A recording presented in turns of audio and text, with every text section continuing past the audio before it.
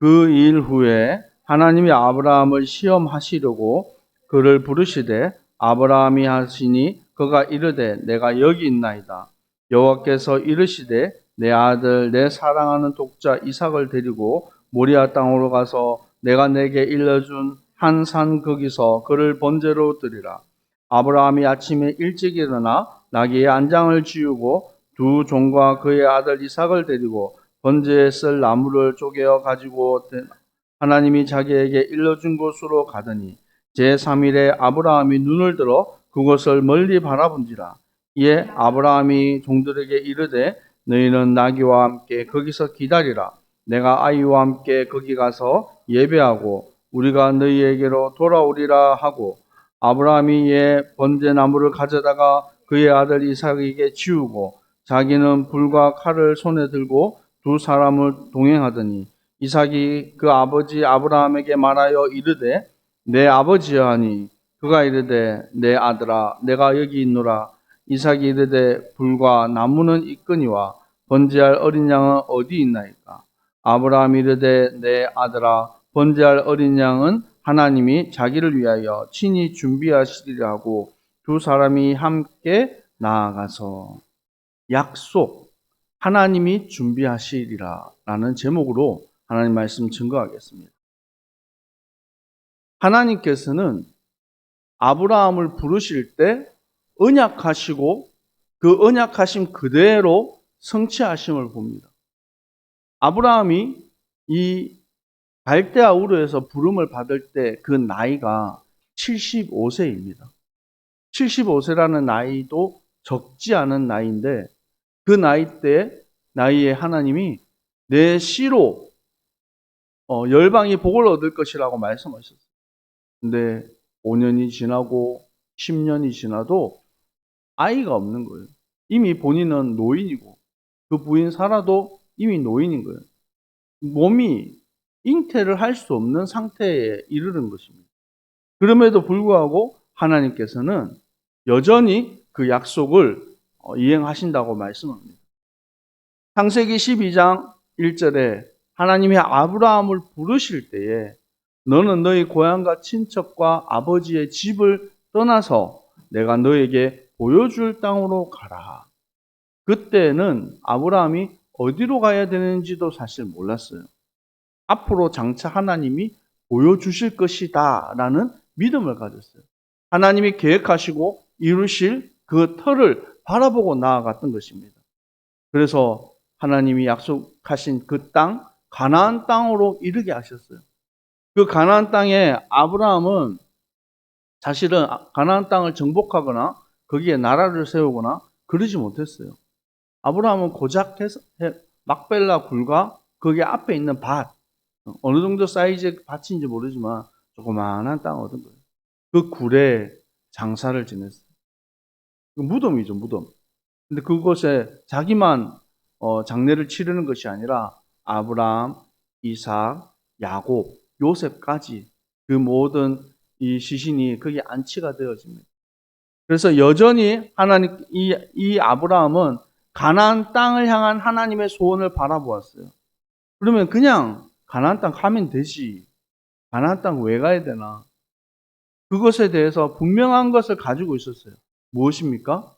요한복음 8장 56절에 너희 조상 아브라함은 나의 때 볼 것을 즐거워하다가 보고 기뻐하였느니라. 아멘.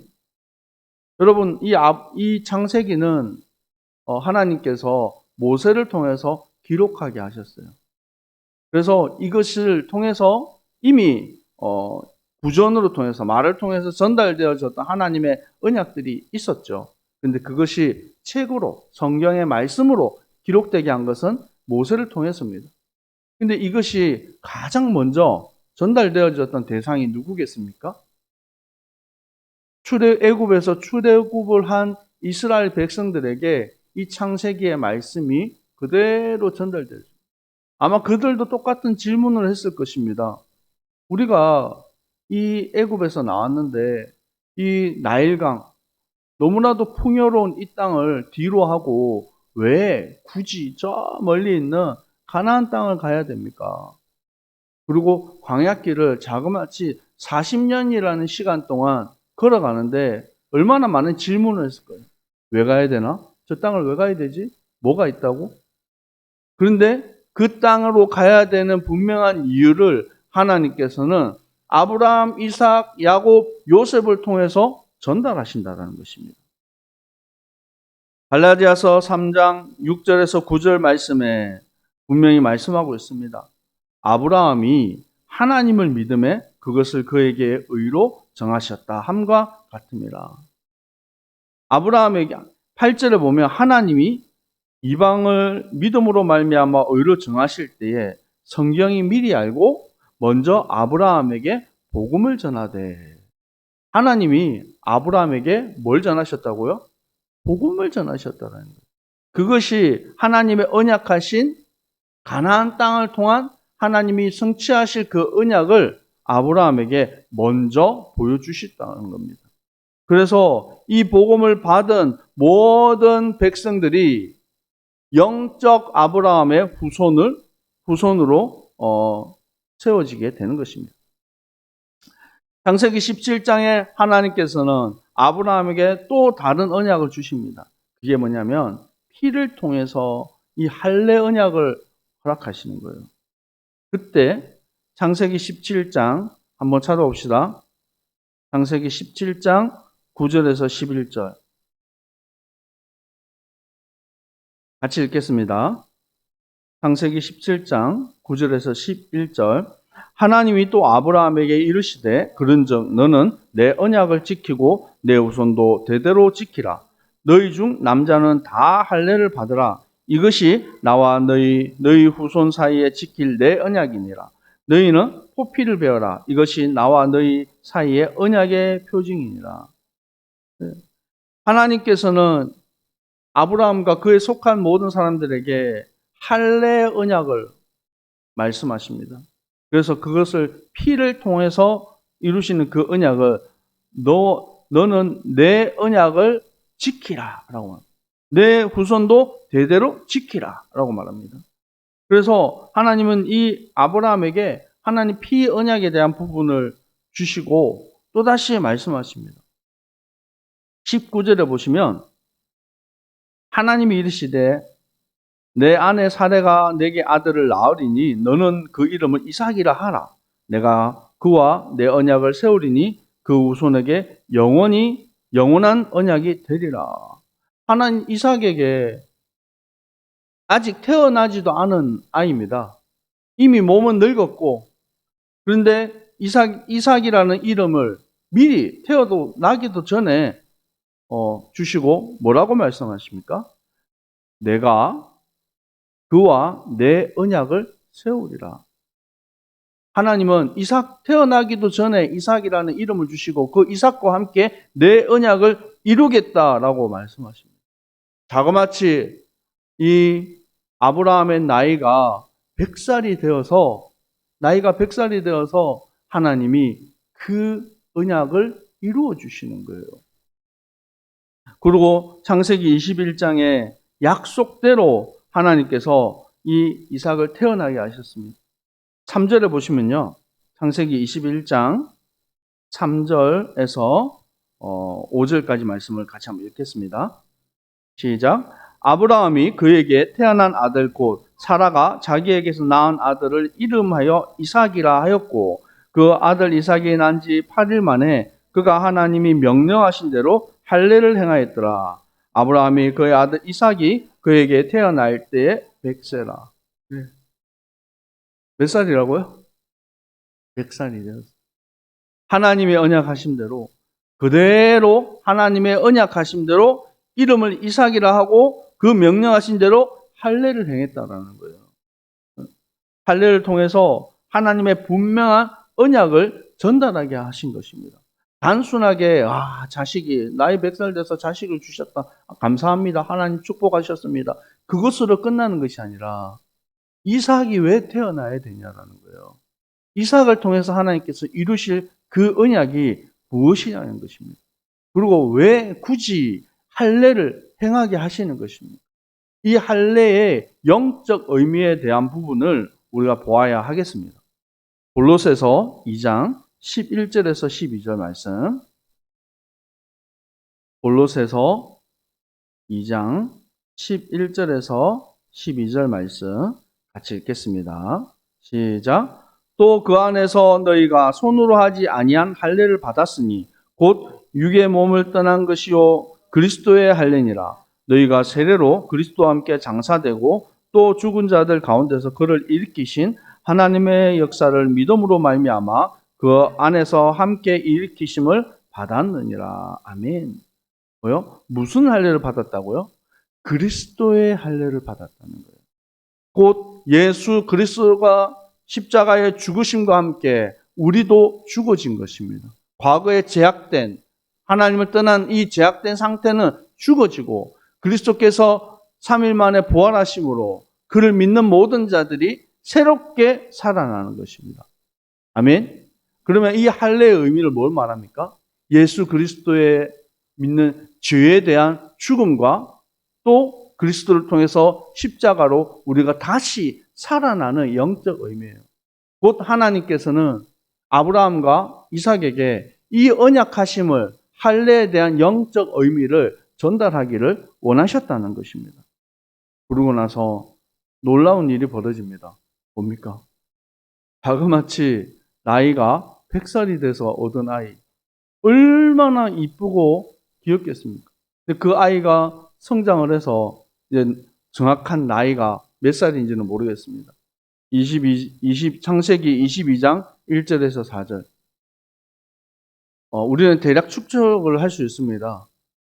이 이삭이 나무에 등짐을 지고 걸어갈 수 있을 만큼의 힘이 있는 나이, 그럼 청소년 나이 되겠죠. 14살, 17살 이 정도의 나이가 되겠죠.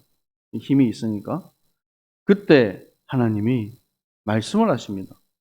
창세기 22장 1절에서 4절에 하나님이 아브라함을 시험하셨어요. 아브라함아 부르니 아브라함이 하나님 내가 여기 있나이다. 하나님이 말씀하십니다. 이르시되 내 아들 내가 사랑하는 독자 이삭을 데리고 모리아 땅에 가서 내가 일러준 산 거기서 그를 번제로 드리라. 하나님이 아브라함이 이삭을 얼마나 사랑하는지 알아요. 그냥 이삭 번제 드려라 이렇게 말 안 하고 뭐라고 말씀하셨어요? 네가 사랑하는 너의 독자 이삭을 드려라.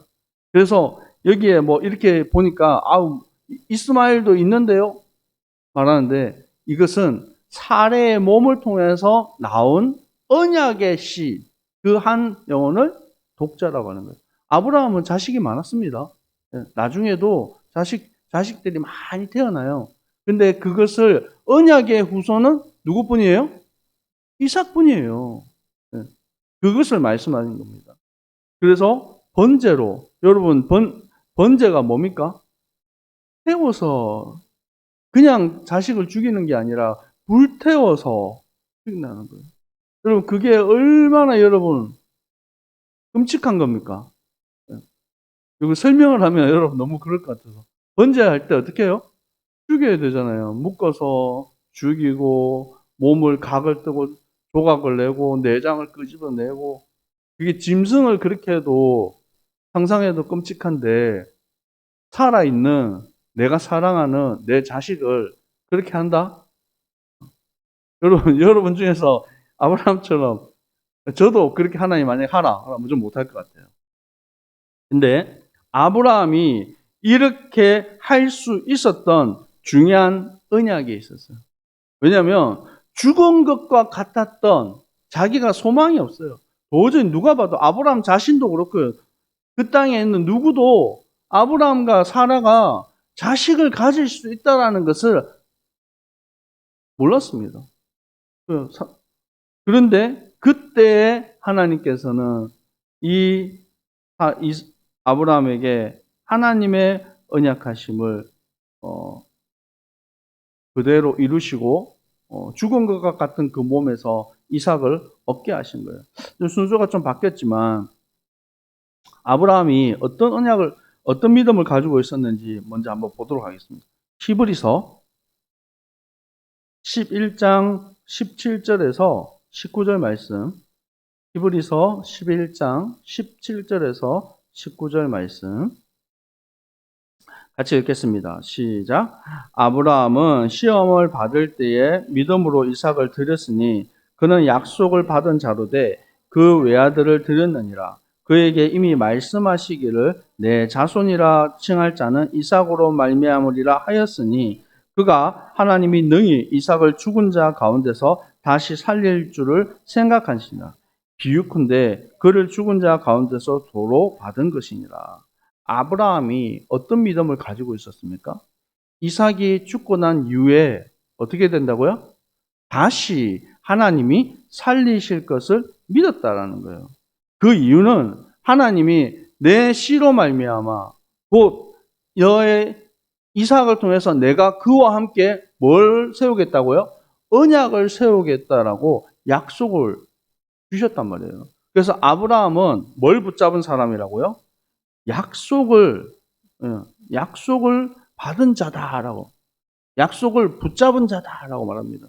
그렇기 때문에 언약하신 대로 지금까지 이루신 하나님께서 앞으로도 이루실 것을, 우리에게 천지를 창조하시고 우리에게 생명을 주신 하나님께서 죽음 가운데서도 살리실 것을 아브라함은 믿었다라는 거예요. 그래서 우리가 아브라함을 가리켜서 믿음의 조상이라고 말하는 것입니다. 그래서 아브라함이 붙잡았던 그 언약, 하나님의 그 언약하신 대로 그대로 이루신 것입니다. 그리고 이 상황 속에 하루도 아니고요, 모리아산까지 3일을 걸어갑니다. 3일 동안 얼마나 여러 가지 마음들이 있었겠어요. 그래서 아브라함이 그와 함께 따르던 시종들은 다 뒤로 하고, 이유가 있겠죠. 누가 하나님께 제사 지내는데 방해하는 사람이 생기면 당연히 나이가 100살 넘은 이 할아버지가 자식을 죽이려고 칼을 들고 있으면 여러분 같으면 말리겠어요? 안 말리겠어요? 말리겠죠. 그러니까 종들을 다 두고 이삭과 함께 모리아 산을 향해서 올라가는 겁니다. 그 산이 올라가는 동안 얼마나 여러 가지 마음들이 들었겠어요. 그리고 이삭이 질문을 했습니다. 아버지, 내 아버지. 질문했을 때 아브라함이 뭐라고 말합니까? 내 아들아, 내가 여기 있느니라. 아버지 이삭이 또 질문합니다. 불과 나무는 있는데 번제할 어린 양이 어디 있습니까? 그때 그 마음은요, 아브라함이 어떤 마음이었을까요? 우리랑 상상을 해보세요. 근데 그때 하나님께 아브라함이 고백을 합니다. 내 아들아, 번제할 어린 양은 하나님이 자기를 위하여 친히 준비하시리라 하고 함께 올라갑니다. 하나님의 약속하신 대로, 하나님의 언약하신 대로 이 이삭을 번제로, 그 결박하여 묶고 번제로 드리려고 칼을 들어서 아들을 10절에 말합니다. 손을 내밀어 칼을 잡고 그 아들을 잡으려 하니. 뭐라고요? 죽인다고 표현하지 않고 잡으려 하니. 잡는다는 표현은 뭐죠? 짐승을 잡을 때 잡는다고 표현을 합니다. 그러니까 자기 아들을 짐승처럼 잡으려고 했다고요. 그때 하나님이 사자를 보내서 아브라함아, 아브라함아. 아브라함을 한 번 부르지 두 번이나 이렇게 부른 적이 없어요. 얼마나 다급했는지. 아브라함아, 아브라함아. 그 아이에게 내 손을 대지 마라. 내 아들 독자를 내게 아끼지 아니하였은즉 내가 이제야 내가 하나님을 경외하는 줄 아니. 아브라함이 눈을 들어서 보니까 숫 양을 하나님이 준비하셨어요. 아마 성경에는 기록되어 있지 않지만 그 숫 양을 바라보는 아브라함이 아마 땅바닥에 그대로 주저앉았을 거예요. 아마 엉엉 울었을지 몰라요. 이삭을 끌어안고 방금까지 1초 전에 5초 전에 죽을 아들이 이제 다시 살았잖아요. 아브라함뿐만 아니라 제일 마음에 내가 이제 살았다 생각이 드는 사람 누구겠습니까? 이삭이에요. 그 앞에서 이제 자신이 죽어야 될 자리, 그 자리에 대신 숫 양이 올라가 있고 그것이 죽여지고 그것이 불태워지는 모습을 바라보면서 어떤 마음이 들었겠어요? 내가 죽어야 되는데, 내가 저 자리에서 불태워졌어야 되는데 나를 대신해서 저 양이 죽는구나. 그 생각을 하게 하는 겁니다. 요한일서 4장 7절에서 10절에 말씀하고 있습니다. 사랑하는 자들아, 우리가 서로 사랑하자. 하나님의 사랑이 우리에게 나타난 바 되었다. 그것은 하나님이 자기의 아들 독생자를 세상에 보내심이라. 사랑은 여기 있으니 우리가 하나님을 사랑한 것이 아니요 하나님이 우리를 사랑하사 우리 죄를 속하기 위하여 화목제물로 그 아들을 보내셨습니다. 아멘. 죽어야 되는 우리를 대신해서 예수 그리스도가 뭐요? 화목제물이 되셔서 이 땅에 오셨다라는 거예요. 요한복음 1장 29절에 말씀하고 있습니다. 요한이 예수께서 자기에게 나오심을 보고 이르되 보라 세상 죄를 지고 가는 하나님의 어린 양이로다. 곧 우리가 죽어야 되는데, 우리가 멸망당해야 되는데, 우리가 저주 가운데 있어야 되는데 우리를 대신해서 어린 양 대신 예수 그리스도가 십자가에 죽으신 것입니다. 여러분, 우리가 이 구원에 대한 감사가 얼마나 메말랐는지 몰라요. 여기 십자가를 볼 때마다 어떤 마음이 듭니까? 그냥 상징이고 그냥 장식입니까? 십자가를 볼 때마다 여러분 그 구원에 대한 감격과 감사가 묻어졌다 그러면 여러분 신앙이 식어져 가고 있는 거예요. 여러분 첫사랑을 회복하시기 바랍니다. 하나님의 십자가의 사랑을 회복하시기 바랍니다. 하나님은 이 이삭을 구원하시고 이삭을 통해서 하나님 새롭게 언약하십니다. 그리고 하나님이 창세기 26장 아브라함이 죽고 나서 많은 문제, 갈등, 이런 어려움들이 있었어요. 근데 하나님이 이삭을 축복하셨어요. 뭐요? 100년의 축복을 허락하시고요. 100년 동안 농사 지어야 될 것을 1년 만에 얻게 하시고 또 땅을 팠는데 샘의 근원을 얻었어요. 인도네시아처럼 물이 풍부한 나라는 이게 뭐 샘의 근원 이러면 별 감동이 없어요. 근데 이 중동 지역에서 기름보다도 더 귀한 게 물이에요. 근데 그것의 샘의 근원을 찾았다. 마르지 않는 샘물을 발견했다는 거예요. 그리고 많은 위기와 문제들이 왔어요. 사람들이 시기하고 질투하고 미워했어요. 두려운 가운데 사로잡힙니다. 그때 하나님이 뭐라고 말씀하십니까? 창세기 26장 23절에서 25절에 이거 한번 찾아봅시다. 마지막으로 창세기 26장 23절에서 25절